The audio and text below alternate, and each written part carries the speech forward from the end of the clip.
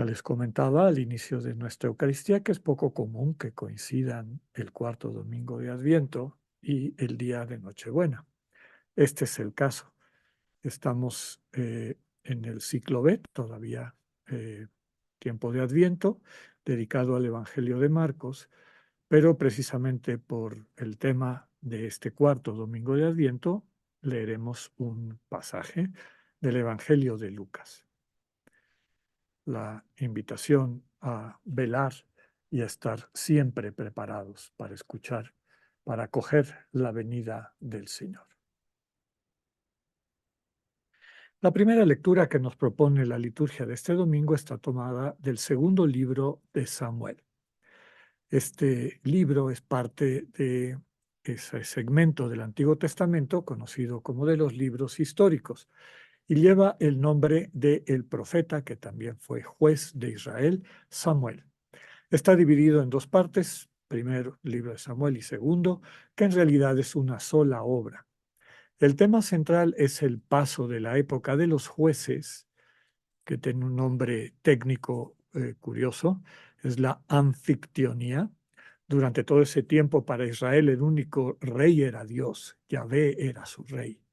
Y cada vez que había algún problema, alguna dificultad, sobre todo con los pueblos del entorno, Dios suscitaba a una persona que servía mientras era necesario para unificar a las tribus y defenderse. Esos fueron los jueces y las juezas, porque entre ellos hubo también mujeres como Débora.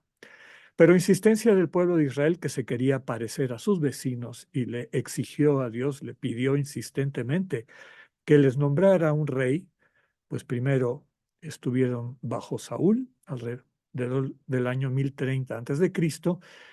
El siguiente fue David, que inició su reinado en el 1010 a.C. y finalmente Salomón, cuyo reinado empezó en el 971. La preocupación principal de estos dos libros de Samuel es aclarar que la monarquía nace bajo la tutela de los profetas, quienes le sirven como su conciencia, y así seguirá en los siglos subsiguientes. Cuando los reyes se les olvida que el único rey es el Señor, el mismo Dios suscita a estos profetas para que le llamen la atención y los ponga nuevamente sobre el camino correcto.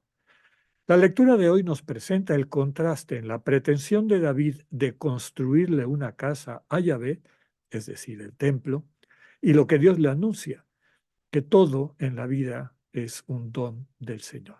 Es Dios el que le construirá a él una casa, es decir, su dinastía. Termina nuestra reflexión con esta frase tomada del mismo profeta: tu trono será estable eternamente. Desde luego una referencia al mesianismo del Señor Jesús. El salmo responsorial es el Salmo 88, que es un himno alabando el poder de Dios en la creación y también en la manera como ha conducido a Israel a través de la historia. En los versículos que recitaremos se hace hincapié en la fidelidad del amor de Dios y su protección a David y a su dinastía. Recordemos que en el Señor Jesús y en la fe que nos une, pues nos podemos considerar parte de esta dinastía que se retrotrae no solamente a Abraham, el fundador de la fe, sino hasta Adán y Eva, haciendo de nosotras y nosotros una sola familia. Tiene claramente el Salmo referencias mesiánicas. David y sus descendientes podrán decirle a Dios: tú eres mi Padre, el Dios que me protege y que me salva. Recordando los textos del Salmo, mi amor es para siempre y mi lealtad más firme que los cielos. La segunda lectura está tomada de la carta a los romanos, en realidad el final de esta carta que Pablo escribe a la comunidad cristiana de Roma. Lo que leeremos es un himno de alabanza al Dios único, infinitamente sabio. Este Dios es el que nos da la fuerza para vivir desde la buena noticia de Cristo. Esta buena noticia se mantuvo desconocida por siglos.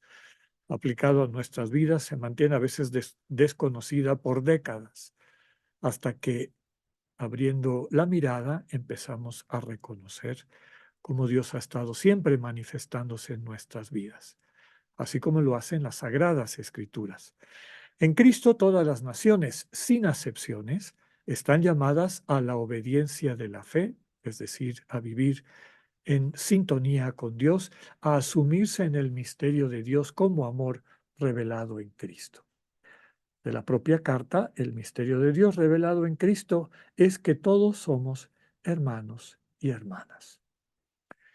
El Evangelio de este domingo, tomado de Lucas, como decíamos, es el Evangelio de la Anunciación. Todo el Evangelio se preocupa por vincular a Jesucristo con la realidad histórica de su época. Describe un tiempo, lo dice con claridad, en tiempo de Herodes, rey de Judea, y un lugar, una ciudad de Galilea llamada Nazaret. Nazaret, más que una ciudad, era un pueblito. En México diríamos un rancho, ¿no? Más o menos 4 cuadras, 200 metros por 200 metros. Dios elige, y esto es lo que nos transmite, como un lugar de crecimiento y formación del Mesías, una aldea marginal y sin importancia desde los criterios del mundo. Nos presenta a la madre del Mesías, María, una chica joven comprometida con José, del que se afirma que pertenece a la dinastía de David, un elemento central de la promesa mesiánica. Sigue la visión judía de descendencia que está vinculada al padre, sea el padre biológico o no. Recordemos que una ley de la Torá, la ley del levirato, decía que cuando un hermano mayor moría sin descendencia, el siguiente hermano se tenía que casar con la viuda y los hijos que nacieran de ese matrimonio eran considerados hijos del difunto, del papá. Para el pueblo judío esa descendencia venía a través del padre, ¿no? La pertenencia a una familia, a una dinastía. El ángel le comunica que el Señor está con ella, es decir, que está llena de gracia, del Dios que se dona a sí mismo. El ángel le anuncia lo que era un sueño para cualquier joven hebrea, llegar a ser la madre del Mesías. Gabriel le comunica que el niño será concebido por ella con la intervención del Espíritu Santo, por lo que será debidamente llamado Hijo de Dios. Le anuncia a María el nombre del niño, su vocación, es decir, se va a llamar Jesús, que significa Yahvé salva, o mejor aún, Yahvé, Dios salvando. En este niño Dios está salvando. También subraya el anuncio que en Jesús se lleva a plenitud la promesa de Dios a David. El niño recibirá del Señor Dios el trono de David, su padre, y reinará para siempre. Su reinado no tendrá fin. Nos quedamos con la bella frase de María, invitación para todas y todos, cúmplase en mí lo que me has dicho.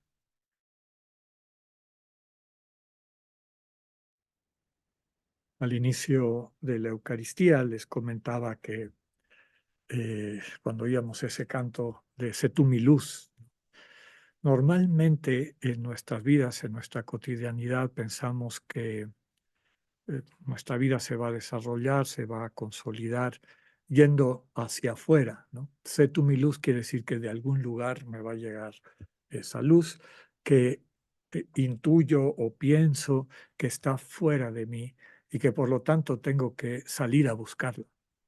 Pero nos hace recordar aquella frase tan importante y bella de un gran converso, San Agustín, que decía, oh belleza antigua, tú estabas dentro de mí y yo estaba fuera de mí. En realidad, esta luz que es lo que estamos buscando, y el término de luz no solamente implica que pasemos de una situación de oscuridad, sino una situación de nitidez, es decir, a poder entender el mundo y entendernos con suficiente nitidez, con claridad. Y esa luz, la luz de la que está hablando el texto y que nos transmiten las lecturas de este domingo, cuarto de Adviento, no está afuera, está adentro de nosotros. De hecho, es la que nos capacita para interactuar de manera apropiada con nuestro entorno. ver el mundo como Dios lo ve. El problema, eso que reconocíamos desde el inicio de la Eucaristía, que nos duele, que nos ocupa y preocupa, de nuestro entorno donde pareciera que el mensaje de Dios y la vocación de la humanidad de ser una familia centrada alrededor del amor, como que se desdibujara. La única manera de transformar eso es ir en la búsqueda de esa luz que habita en cada una y en cada uno. La primera lectura, tomada del segundo libro de Samuel, vemos cómo David siente que a él le toca, le corresponde su responsabilidad el crearle un templo a Dios, una casa, ¿no?, para Dios. Recordemos que eventualmente el pueblo de Israel entiende que ese lugar del templo, más que una cuestión externa, una forma, digamos, de ir a rendirle pleitesía a Dios, como se le hacía a los reyes de la época, era un lugar de encuentro, y así lo empezaron a entender. El lugar donde la presencia de Dios, la Shekinah, era más densa, y ellos sentían que Dios se encontraba con su pueblo. De hecho, en momentos graves de Israel, la caída de Jerusalén ante los babilonios y más adelante en la segunda destrucción del templo por parte de los romanos, eh, como que la propia gente decía que la Shekinah se había retirado de ese lugar, ¿no?, antes de que cayera. Es decir, ya no era un lugar de encuentro. El mismo Señor Jesús denuncia esa situación cuando en aquel acto simbólico de limpiar el templo de los mercaderes, dice lo que es la casa de mi Padre, este lugar de encuentro con su pueblo, donde recibe a su pueblo, lo han convertido ustedes en una cueva de ladrones. Por eso Samuel le dice que aquí el que tiene la iniciativa es Dios, no David. Yo te voy a construir eso que tú anhelas. Pero claro, eso implica que David debe ejercitar también una docilidad, una apertura, básicamente escuchar lo que Dios le transmite en su corazón. Este mensaje que le transmite Samuel como eh, profeta, es decir, como voz del Dios que le habla a su pueblo, por la propia vocación que tenía Samuel de mediador entre Dios y su pueblo, le subraya que si él se mantiene en esta cercanía, si él se mantiene en su corazón, Dios cumplirá estas promesas y su dinastía no tendrá fin. Es decir, todos aquellos que vinculados a Dios, como Dios le está invitando a él que sea, pues vivan como parte de esta única familia. Finalmente eso es una dinastía, los descendientes de una misma rama familiar. La carta de Pablo a los romanos, recordemos que es una comunidad que él no fundó, la única carta que escribe a personas que él no conoce, y por eso no se dirige a nombres particulares o a comunidades particulares, sino a los romanos en general, subraya esta experiencia que él tiene como fariseo converso a la fe cristiana, de que Dios ha revelado esta luz de la que hablábamos al principio, que él encuentra en su corazón cuando se queda ciego, camino de Damasco. Ya en otras ocasiones les he comentado que lo que hay detrás de eso es una vivencia profunda y la ceguera es simbólica. Lo que antes le permitía creer que veía el mundo, su fe farisea, se le desmorona cuando ante el testimonio de los cristianos ve a personas que son más congruentes, personas que inclusive en el momento de morir siendo martirizados por los que los persiguen, nunca pierden el amor, están pidiendo, orando por esas personas que les están haciendo daño. Tienen la capacidad de descubrir esa luz que habita en todo ser humano, inclusive quienes están en esa situación de egoísmo y pecado, como quienes los persiguen. Pablo descubre esta nueva luz en una comunidad cristiana, la comunidad cristiana de Damasco, a la que iba a perseguir, a maltratar y que lo recibe como hermano.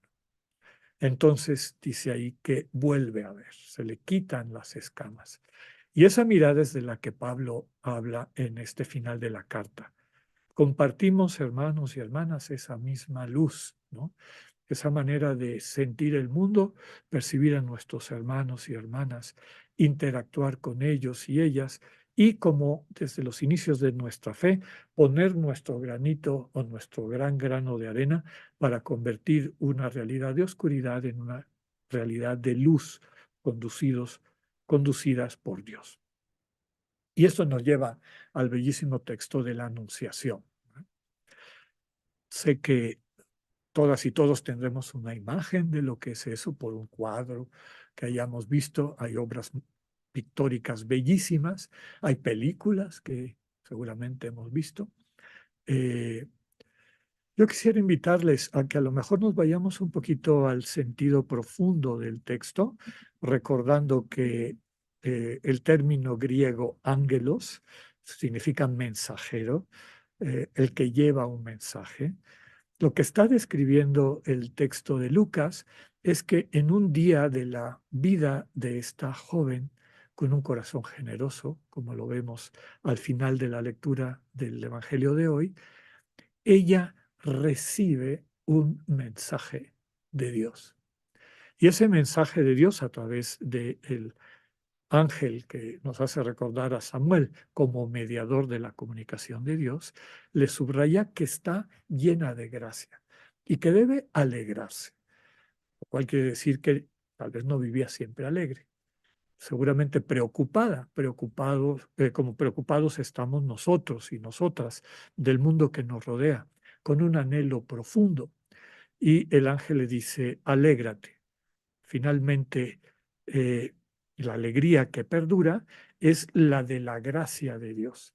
Y la gracia no es algo abstracto, hermanos y hermanas. La gracia describe el amor concreto de Dios.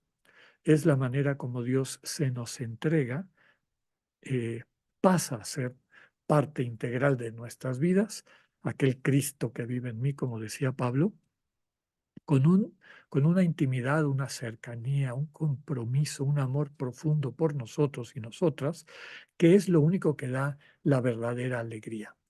Alegría que se desdobla también en la manera como nos alegramos al amarnos mutuamente. Esa alegría es por el amor que Dios nos da.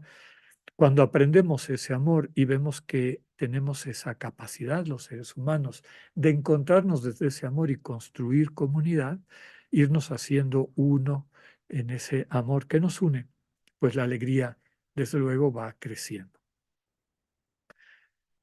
Dice ahí que María se preocupa. Literalmente dice que María queda como perpleja. Y esto ayuda para entender un elemento importante del discernimiento que ya hemos comentado en otras ocasiones. Cuando Dios habla, nunca habla a medias, no nos deja su mensaje a medias. Por lo tanto, cualquier moción que creemos que viene de Dios, que no tiene una claridad y especificidad total, muy probablemente no viene de Dios. Es un engaño de nuestro ego o del mal espíritu. Lo que sigue después es este mensaje de Dios que le aclara a María lo más importante para ella y para todas y todos nosotros, básicamente cuál es su vocación, ¿no?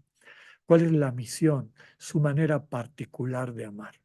Y la manera particular de amar que Dios le invita es a que acoja la venida del Dios que se hace hombre para hablarnos con un lenguaje humano, para permitirnos entender cómo el amor que se ofrece, el amor que entrega su vida totalmente por amor a quien, al amado, a la amada, a la persona de quien quiere ser una bendición, eh, es la naturaleza última de Dios y finalmente es también nuestra última naturaleza, nuestra identidad como hijos e hijas de Dios.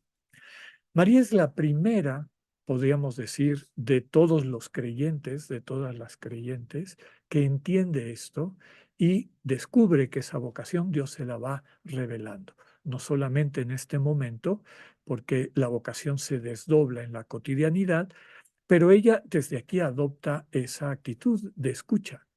Lo que me vayas diciendo, que se cumpla en mi vida.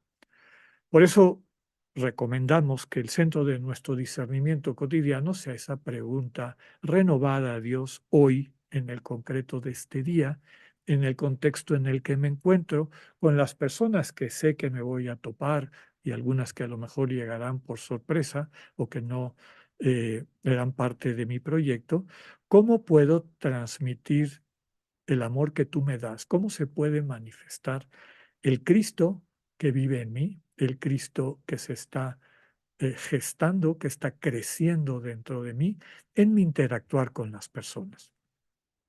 María, por lo tanto, se constituye en nuestra madre y nuestra maestra en este camino de volvernos realmente buena noticia para las demás y los demás. Me acordaba, pues es algo muy bello recordar el papel que María ha tenido a lo largo de la historia de la salvación y seguramente en la vida de nosotras y nosotros como creyentes. María siempre pasa de una manera discreta, pero siempre también recordándonos con esa voz maternal y esa cercanía que mueve corazones, cuál es nuestra dignidad y nuestra vocación. Nos saca de las oscuridades en las que estamos y nos conduce hacia la luz de su Hijo. A mí me conmueve mucho el canto que tocamos al inicio, en el Kyrie, porque como en toda la liturgia ortodoxa, se habrán dado cuenta ustedes que en el fondo de los cantos hay un coro que continúa. Siempre es una voz, son los ángeles cantando con nosotros. Pero cada vez que aparece el nombre de María, se calla el coro, se calla. Y hace recordar esa manera como María, de una forma discreta, se hace presente en tu vida y en mi vida cuando lo necesitamos. Como que los problemas, los ruidos, lo que nos rodea desaparece y nos encontramos esa presencia materna que nos lleva al Dios de la vida. Que por intercesión de María vivamos en esta Navidad el encuentro con la luz que viene a darle nitidez a nuestra mirada. Que así sea.